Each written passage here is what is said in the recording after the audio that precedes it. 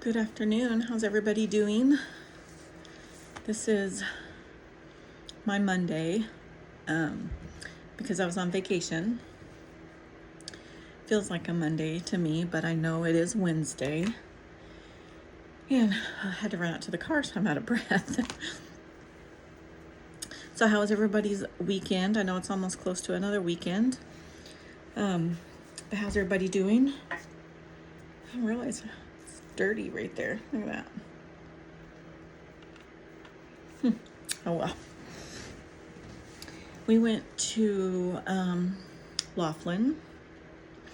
We had a good time, won a little bit of money, not a lot, a little bit, and I am perfectly fine with that. If I can come home with more money than I left with, I'm good. So we were happy about that. We had a good time. We went there for our anniversary. We've been married for 14 years. The food's good. Did find a little bit because while I was there, I'm like, I'm so far behind in telling my stories and I want to do like true crime. So I was looking up the different stories that happened over there and I was going to tell the story. And yesterday, got ready, printed it out, started recording, and I just did not feel good. Did not sleep that well. You know, I had heard once before that they pump oxygen in the hotel rooms at casinos so you won't sleep. But I just tossed and turned. I didn't sleep, and then was in the car, and we were in Bullhead City. We were going to go over this story, and I just don't feel good. My eyes were red. I felt like they were purple underneath, but my husband's like, they're not purple. You're fine. Just keep going. I just didn't. I couldn't do it. So I figured I would come on here now. Had to come to work, get caught up and all of that. I would get caught up on the advent calendar. I'm so far behind, guys. I'm so sorry. I really expected this to be a little bit easier, but it's like when you plan something, stuff always happens. You know, 2 root canals, and then I was sore, and I give it to people who can do this every day because I don't think that I could do it. So we stopped at, let me see if here's 24. Did we read 24? We read 24. So I guess we got to start at 25. Okay, so we're going to start at 25. And then we'll go 25 to 30. Okay. So what is a mummy? Why was the mummy so tense? She was all wound up. That's funny. That's how I felt yesterday, just tired and wound up and stuff. So anyway, okay. 26 is up at the top. And let me see if I can. It's a headstone. Why was the cemetery chosen to be the perfect location to write a movie? It had lots of great plots. Oh my goodness. Okay, that's 26. 27's at the bottom. This is me yesterday. Or at least this is how I felt yesterday. Why didn't the zombie go to school? He felt rotten. We're about to see a bunch of little kids running around in costumes. I'm excited. 26, 27. tell you these. It's at 28. Okay, so 28's right here. These numbers are so hard to see.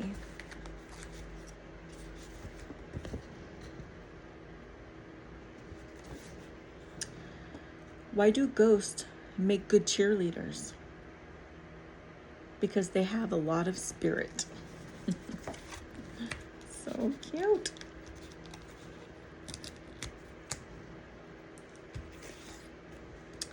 $29 up at the top.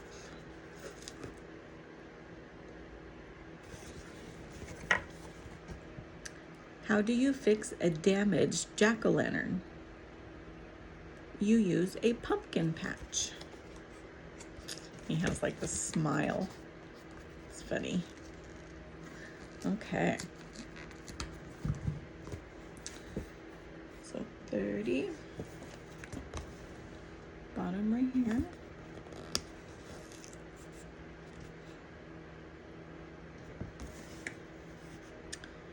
What do you call a ghost with a broken leg?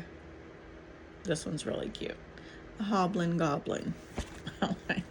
I like that a lot. A hoblin' goblin. I think that's my favorite one out of all of these. Okay, so tomorrow is our last one, and I circled it, so I'm not sitting here searching for it.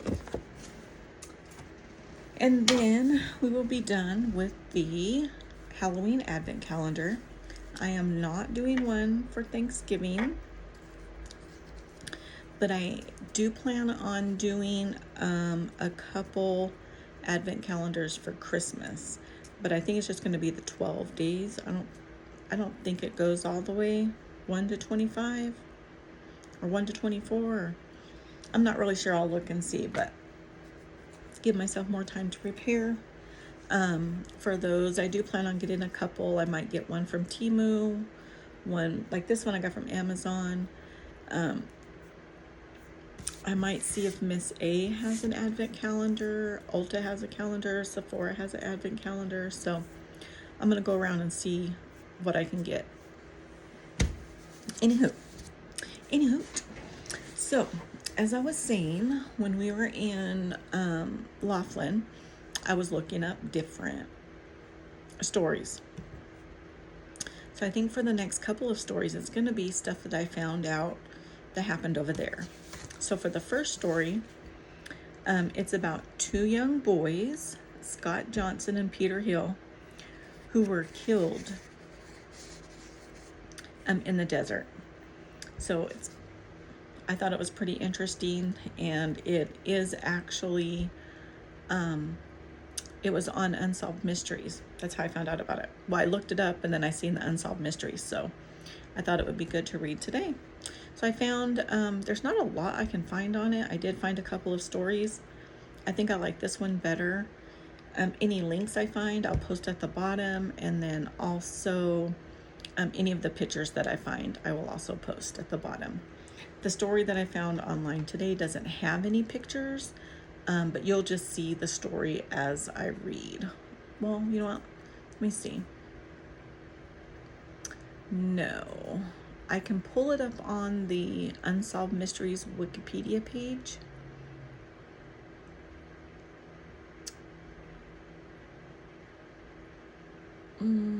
I'll let you guys see the picture of the little boy. I found a more detailed, I think, picture. This one has 3 different pictures, so I will try and flip through them as I'm reading so you guys can see. He was only 7. He was 7 and his friend was 6 years old. And it's sad. It's so sad. All right, guys, get ready for the story. Here it comes. Scott Johnson and Peter Hill were 2 children who spent a spring afternoon playing in an abandoned shack in the desert before both burning to death. Was this a tragic accident, or were 2 young friends murdered? The Johnson family moved to Bullhead City, Arizona in the year 1973. Bullhead City is 230 miles northwest of Phoenix and sits on the border of Nevada near Laughlin. The family relocated from California looking for a nice, quiet place to raise their children. The couple had 2 kids, Scott, age 7, and Angel, age 8, and they were settling nicely into their new community, with Scott loving being able to live and play in the desert. He enjoyed exploring the landscape and going on adventures with his new friends. One of these friends was 6-year-old Peter Hill. The 2 boys often would play around Scott's home, and near his home there had laid an old abandoned shack. This shack used to be a place to store gunpowder, and it was located about 50 yards away from the Johnsons' home, long abandoned and no longer in use. On the afternoon of April 3, 1974, Peter and Scott were playing in the shack when tragedy would strike. At 3:30, the shack would be consumed by flames, and the fire department would be called out. 2 teenagers, Tina Moe and John Klaus, were in an area and reported the fire. Once the fire was extinguished, authorities entered the small shack and discovered the burned bodies of the 2 young boys. Initially, the investigators assumed this to be a sad accident. They believed the 2 children had been playing with gasoline and matches and had set themselves, or the shack, on fire. Sue Johnson, Scott's mother, was in disbelief when she heard this. She felt that the 2 boys were old enough and smart enough to simply exit the shack once it was on fire. The fire chief, Larry Adams, concurred with Sue's belief that this was not an accident. He felt that the shack had been set on fire purposefully, and that this was a murder. He states that the door to the shack had not been obstructed, nor was it locked. While searching the scene and nearby area, he found a 2 by 12-inch wooden plank, which had circle burned into one side. Adams concluded that the killers had used this wooden plank to hold the door shut, keeping the boys locked in the shack and helpless, as the metal door handle would have been too hot to touch. Despite Adams' belief and Sue's persistence, the case was closed and ruled an accident. Sue had nowhere to turn for answers, so she took it upon herself to search for them. In 1978, a convicted felon, Dell Meador, had come forward with some information he had regarding the case. He claims that on the day of the fire, he had seen 2 men grab the boys and throw them into the shack. He claims one of the men looked drugged, and the other carried a gas can with him. Dell claims that he actually went up to the 2 men and spoke to them, and one of them said that the 2 boys had caught them smoking weed and that they were needing to keep them quiet. Years later, in 1976, Dell states that he saw the man again while serving in prison and names him as Mark Stubblefield. Mark was questioned, but no charges were ever filed against him. This claim was substantiated when Tina and John, the teenagers who reported the fire, stated that they had seen one man holding closed the shack door while another man ran up a nearby hill. This tip was reported to authorities when the crime first happened, but it was shrugged off. Tina and John both believed that their statements were not taken seriously, as the 2 have had their own issues with the law in the past. And it seemed the investigators, all besides Larry Adams, were looking at this as an accident. After more than a decade, Sue and Larry were able to reason with the police and finally convince them that this fire was deliberately set and the boys were murdered. In 1989, a new detective was assigned to the case and it was reopened as a homicide. Despite this, there was not much to work with. Much of the evidence had been destroyed or lost throughout the years. Unless a new witness came forward, they were not able to properly move forward with the investigation. The only other theory is that this abandoned shack was used for drug dealing. A few weeks prior to the fire, Peter and Scott had found a $100 bill lying near the shack, and this is what led to that conclusion. This case is still unsolved. After almost 50 years, if Scott were alive today, he would be 54 this year. If Peter were still alive today, he would be 53. This case appeared on an episode of Unsolved Mysteries, premiering on May 20th, 1992. Strangely, in the segment, Peter was never mentioned by name. only Scott. There's questions down below. Did Peter and Scott stumble upon something sketchy while they were playing in the desert? I find it odd that this would be a potential drug spot, being only 50 yards from the Johnsons' home. Why was Peter not named in the Unsolved Mystery segment? Who were the two men spotted by the teenagers, and then again by Del Meador? Is there credibility to their stories? Off the bat, I wouldn't immediately trust a convicted felon, but having the two teens who reported the fire also see two men at the scene makes me feel like it holds some weight. Was the origin of the fire ever found? I know the shack was tiny, but they could have possibly determined if the fire started inside the shack or outside the shack.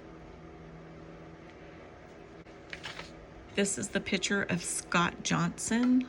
We don't have any pictures of Peter Hill. This is the headstone for Peter Hill. And this is the shack. And this door right here is all metal.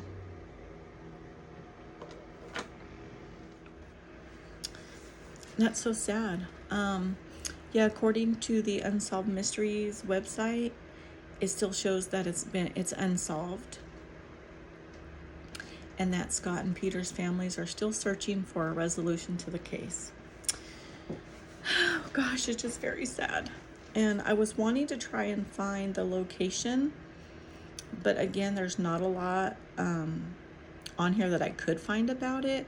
It does say Bullhead City, it's right next to Laughlin, and it is. We just crossed over the bridge. But as far as finding this, because there's a lot of desert out there, it didn't give any like an address or maps or anything, so we didn't even try, but we were in Bullhead City. So anyway, that's just a sad case. 6 and 7 years old. And their theory is that the two boys caught them smoking weed, so they had to keep them silent. I don't believe that. In 1974, did they check, did they do something else to the boys, and then they tried to cover it up, if they accidentally killed them, so they tried to cover it up by burning their body. I don't know. It's just very sad. But all right, guys, that is it for today. I do have a Dollar Tree haul. We went shopping in Bullhead City, and they had a pretty good Dollar Tree, so I got a few things, and Ross, so I will try and get those uploaded on there. And if you guys have been watching me for a while, you know that when we move out to the property, I want to get a mini cow and a mini goat. Well, we were in Ludlow, California, and we stopped at this store gas station just to pull over for a little bit, and grabbed us a Red Bull. That's my favorite energy drink. I don't drink them often, but that's what I would drink. And they had a burro up there, and she was fenced off. Her name was Jenny, and she loves loving. She loves to be loved on, and she loves snacks. And so I got to go over there. I got to pet her and talk to her and feed her. So we got videos of that, and I was going to show you. She's so cute, and she just loved it. She loved whenever you would pet her nose. She loved when you fed her. They have a list of her favorite foods and whatnot to feed her. So it just makes me want one even more. All right, guys, that's it for today. I got a lot of stuff to do. I got a lot of catching up to do. So I'm going to print out a few more stories that I found about different crimes in Arizona. And then one will be about the area, about if you guys have ever been to Laughlin, you know that they have one called the Colorado Belle, which is it's a replica of a boat, a steamboat. And it was one of the most popular, or one of our favorite places to stay. So a little bit about that, because it's been closed since 2020, 2021. So I'm gonna have a story about that. So anyway, it's gonna be fun. I know tomorrow is Halloween, so you know what? Maybe I'll do a story about something that happened on Halloween. I don't know. But I'm still going to continue to do some of these crime stories because I'm enjoying it. And maybe it won't be a daily thing, but maybe it can be a weekly thing. Let me know what you guys like. I like doing them. I like getting into it. I would like to be able to research it a little bit more than I have, but I just been trying to get these every day. It's hard, and it might be easier to do one a week or one a month or something like that. So anyway, let me know what you guys think. And that's it for today. And I will be seeing you guys soon. All right.